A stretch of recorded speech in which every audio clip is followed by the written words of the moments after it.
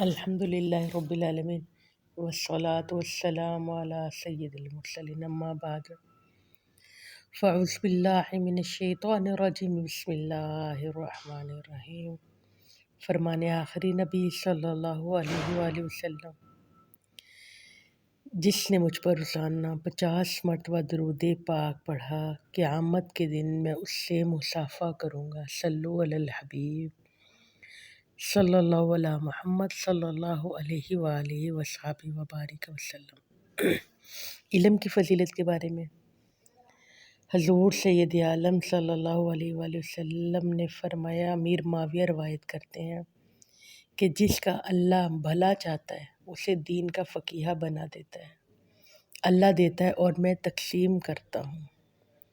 اور ابن مسعود سے بھی روایت ہے، فرمایا نبی پاک صلی اللہ علیہ وآلہ وسلم نے، حسد مگر 2 شخص ہیں جن پر آپ حسد کر سکتے ہو، ایک جس کو اللہ رب العزت نے مال دیا اور وہ اس کو راہ خدا میں خرچ کرتا ہے، اور دوسرا وہ شخص جسے اللہ تعالیٰ نے علم دیا ہو اور وہ حق اور سچ کے فیصلے کرے اور وہ علم لوگوں کو سکھائے۔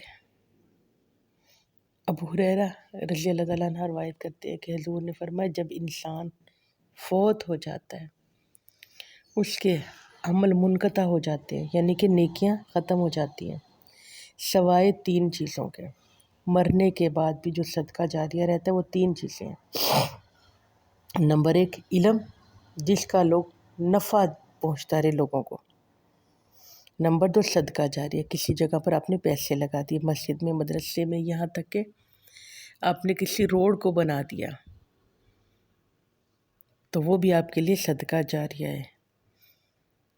یا وہ بچہ جو آپ کے لیے دعائیں مغفرت کرتا رہے، آپ کی اپنی اولاد جس کو آپ نے نمازی بنا دیا، دین کے راستے کا مسافر بنا دیا، جب تک وہ دعائیں مغفرت کرتا رہے گا آپ کے لیے صدقہ جاریہ۔ یہاں تک کہ نماز پڑھے گا، ربنا اغفر لی ولی والدی وللمؤمنین یوم یقوم الحساب، یا اللہ مجھے بھی بخش اور میرے ماں باپ کو بھی قیامت کے دن، یعنی کہ وہ جب تک دعائیں کرتا رہے گا یہ صدقہ جاریہ ہے۔ حضور سید عالم صلی اللہ علیہ وآلہ وسلم نے فرمایا، 2 چیزیں جمع نہیں ہو سکتی۔ کون سی چیزیں نہیں جمع ہو سکتی؟ کہ یعنی کہ جس گھر میں قرآن پڑھا جائے اور یہاں سیکھا جائے، ان کے چہرے پر ان کے دل میں چین نہ اترتا ہو اور ان پر اللہ کی رحمت ڈھانپ لیتی ہے۔ بات سمجھانے کے لیے کہ کوئی قوم اللہ کے گھروں میں سے ایسا گھر نہیں کہ قرآن پڑھنے والے آپس میں، قرآن سیکھنے والے جن پر چین نہ اترتا ہو اور رحمتیں انہیں ڈھانپ نہ لیتی ہو، اور فرشتے ان گھروں کو اپنے حصار میں لے لیتے ہیں، اور اللہ تعالیٰ اسے اس جماعت میں یاد کرتا ہے جو اس کے پاس ہے، یعنی کہ فرشتوں میں اس کو یاد کرتا ہے۔ اور حضرت انس سے روایت ہے کہ حضور نے فرمایا کہ طالب علم دین کا سیکھنا ہر مسلمان اور عورت پر فرض ہے، یعنی علم حاصل کرنا ہر مرد اور عورت پر فرض ہے، اور نااہل پر علم پیش کرنا ایسا ہے جیسے سوروں کے گلے میں موتیوں کے ہار پہنا دیے جائیں۔ جی آپ کو سمجھ آ گئی ہوگی کہ ہر مرد اور عورت پر علم حاصل کرنا فرض ہے۔ کتنا فرض ہے کہ اپنی ضرورت زندگی گزار سکے، اور نااہل کے سامنے، یعنی کہ ایک جاہل ہے، اس کو سمجھ ہی نہیں آ رہی، وہ اہل ہی نہیں ہے۔ بعض دفعہ ہم دیکھتے ہیں کچھ پڑھنے نہیں آتے وہ لوگ، وہ صرف ٹائم گزارا کرنے آتے ہیں، ان لوگوں سے بچنا ہے۔ کچھ لوگ صرف کھانا کھانے آتے ہیں تو انہیں کھانا کھلاؤ اور ان کو، اور جاہلوں سے بحثنا نہیں ہے، آپ بحثو گے تو وہ تم سے لڑنا شروع کر دیں۔ شیخ سعدی کا قول ہے، اور قرآن میں بھی اللہ رب العزت فرماتا ہے، جاہل کو قالوا سلامہ کہو، ان کو سلام کہو اور ان سے اجازت چاہو، یعنی کہ ان سے ایک دلیل دو، وہ دوسری دلیل مانگے، دوسری پھر تیسری، پھر یہاں تک کہ وہ آپ کو الجھا دیں گے اور پھر وہ بحث و مباحثہ شروع ہو جائے گا، لہٰذا ان کے سامنے آپ نے بچنا ہے۔ جی ہم حدیث پڑھ رہے تھے، میرے مدنی کریم صلی اللہ علیہ وآلہ وسلم کی حدیث عائشہ روایت کرتی ہیں، فرماتی ہیں، اللہ کے نبی نے فرمایا اللہ نے میری طرف وحی کی، فرمایا جو علم کی تلاش میں ایک راستے چلا تو میں اس پر جنت کا راستہ آسان کر دوں گا۔ یعنی وہ علم کے راستے پہ چلا تو اللہ فرماتا ہے کہ میں اس کو دین کے راستہ، جنت کا راستہ، جو دین کے راستے پہ چلا اس کے لیے میں جنت کا راستہ آسان کر دوں گا۔ مشکات کی حدیث ہے۔ اور فرمایا جس کی دو آنکھیں میں لے لوں، جس کی دو پیاری یعنی کہ آنکھیں، جس کی دو پیاری چیزیں یعنی آنکھیں میں لے لوں تو اس کو میں جنت دوں گا۔ اور علم کی زیادتی عبادت کی زیادتی سے زیادہ بہتر ہے۔ یعنی کہ علم کی زیادتی کرنی ہے، نماز نہ فرض چھوڑنے بیٹھ جانا، یہ نوافل کی طرف اشارہ ہے، یہ بھی مشکات کی حدیث ہے۔ ابو ہریرہ فرماتے ہیں کہ حضور نے فرمایا کہ فرائض علم سیکھو، علم میراث ہے، یعنی کہ دولت ہے، اور لوگوں کو سکھاؤ، یعنی کہ علم مومن کی میراث ہے اور لوگوں کو سکھاؤ کہ میری وفات ہونے والی ہے، ترمذی اور مشکات کی حدیث۔ اور حضرت واصلہ ابن اسقا سے روایت ہے کہ میں نے سنا کہ مدنی کریم نے فرمایا جو تلاش علم میں نکلے پھر اس کو پالے تو اس کے لیے ڈبل ثواب ہے، اگر وہ نہ پا سکے تو اس کو اکیلا ثواب ہے، یعنی کہ ایک ثواب ہے۔ علم لینے کہیں چلا گیا، اسے علم نہیں ملا تو پھر بھی اس کو ثواب ہے، کیونکہ اس کی نیت دیکھی جائے، انما الاعمال بالنیات، ہر عمل کا دارالمدار تیری نیت پہ، تیری نیت کیسی ہے، اچھی اچھی نیتوں کے ساتھ ہمیں ہر کام کرنا چاہیے۔ بالخصوص جب ہم علم سیکھنے کے لیے جائیں تو دل میں خیال ہونا چاہیے کہ میں علم سیکھنے جا رہا ہوں۔ اور ابو ہریرہ سے روایت ہے کہ مدنی کریم نے فرمایا قیامت کے دن صاحب قرآن آئے گا اور قرآن اپنے پڑھنے والوں سے عرض کرے گا یا اللہ اسے جوڑا پہنا، پھر اسے کرامت کا جوڑا پہنایا جائے گا، اور پھر قرآن عرض کرے یا اللہ اسے اور زیادہ دے، چنانچہ اس کو کرامت کا جھنڈا بھی پہنائے، کرامت کا پھر جوڑا پہنائے، پھر وہ عرض کرے گا یا اللہ اس سے تو راضی ہو جائے، پھر اللہ اس سے راضی ہو جائے گا، پھر اس سے کہا جائے گا کہ پڑھتے جاؤ اور سیڑھیاں چڑھتے جاؤ، اور ہر آیت کے بدلے ایک ایک نیکی اسے دی جائے گی۔ سبحان اللہ۔ اور مدنی کریم صلی اللہ علیہ وآلہ وسلم نے فرمایا کہ جو علم حاصل کرتے کرتے جو فوت ہو جاتا ہے، جی ہاں آپ نے غور کرنا ہے، مدنی کریم صلی اللہ علیہ وآلہ وسلم فرماتے ہیں کہ جو علم پڑھتے پڑھتے فوت ہو جائے رب تعالیٰ اسے شہید کا ثواب عطا فرمائے گا۔ جی کتنا زیادہ ثواب ملے کہ علم پڑھتے پڑھتے جو مر جائے اسے شہید کا ثواب ہے۔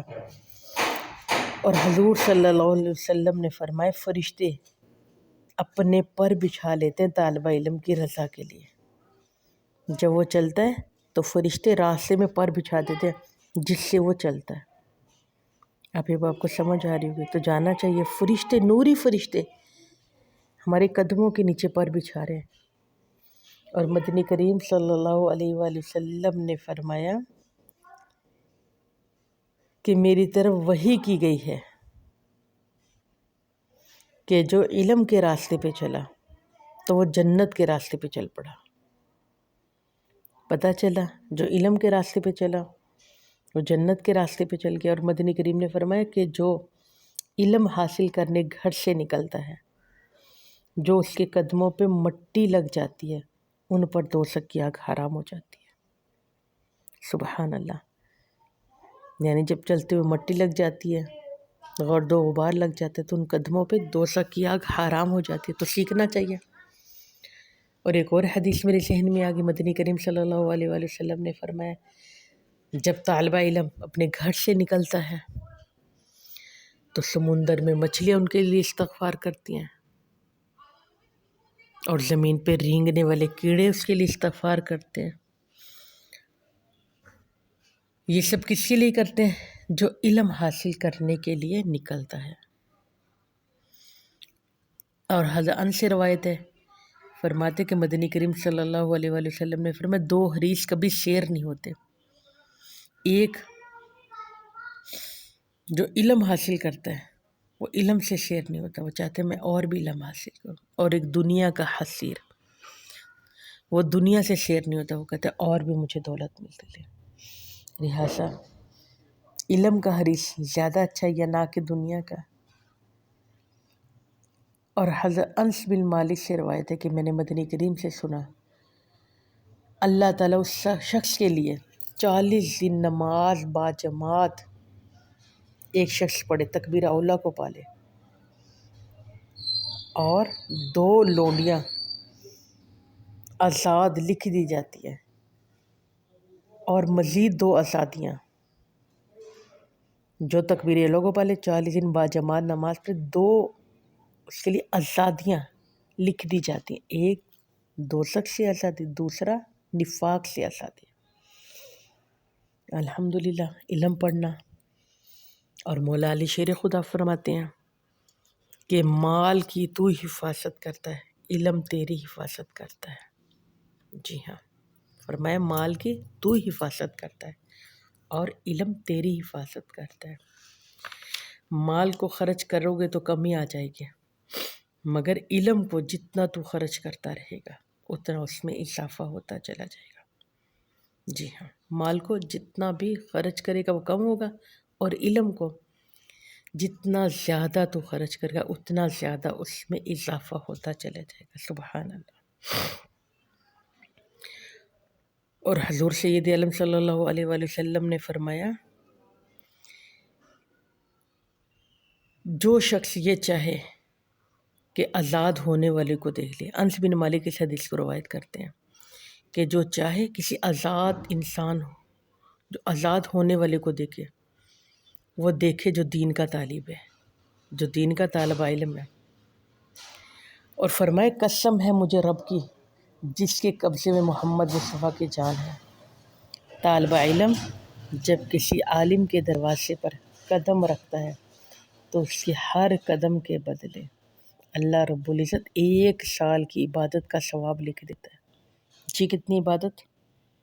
1 سال کی عبادت کا ثواب اس کے نامہ اعمال میں لکھ دیتا ہے، جو وہ 1 قدم اٹھاتا ہے ہر قدم کے بدلے میں۔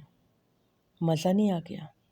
کتنے خوش نصیب ہیں جو لوگ جو علم حاصل کرتے ہیں۔ اللہ رب العزت ہمیں بھی توفیق عطا فرما دے۔ مدنی کریم نے فرمایا ہر قدم کے بدلے 1 سال کی عبادت کا ثواب لکھ دیا جاتا ہے، اور ہر قدم کے بدلے جنت میں ایک شہر تیار کر دیا جاتا ہے، اور زمین پر چلتا ہے تو زمین اس کے لیے استغفار کرتی ہے۔ سبحان اللہ۔ یہ انس بن مالک روایت کرتے ہیں۔ سبحان اللہ، کتنی بڑی سعادت ہے۔ اور حضرت حسن رضی اللہ تعالیٰ عنہ روایت کرتے ہیں کہ جس شخص کو موت آئے اور اس حال میں مرے کہ وہ علم حاصل کر رہا ہو تاکہ اس کے ساتھ اسلام کو زندہ کرے، تو اس کے اور انبیاء کے درمیان میں جنت میں صرف 1 درجہ کم ہوگا۔ سبحان اللہ۔ دوبارہ سے، ایک انسان اس حالت میں مرے کہ وہ علم حاصل کرتا ہے اور اس نیت سے کرتا ہے کہ اسلام کو زندہ کرے گا، یعنی کہ لوگوں کو بتائے گا، اس کے اور نبیوں کے درمیان صرف 1 درجے کا فرق ہوگا۔ سبحان اللہ۔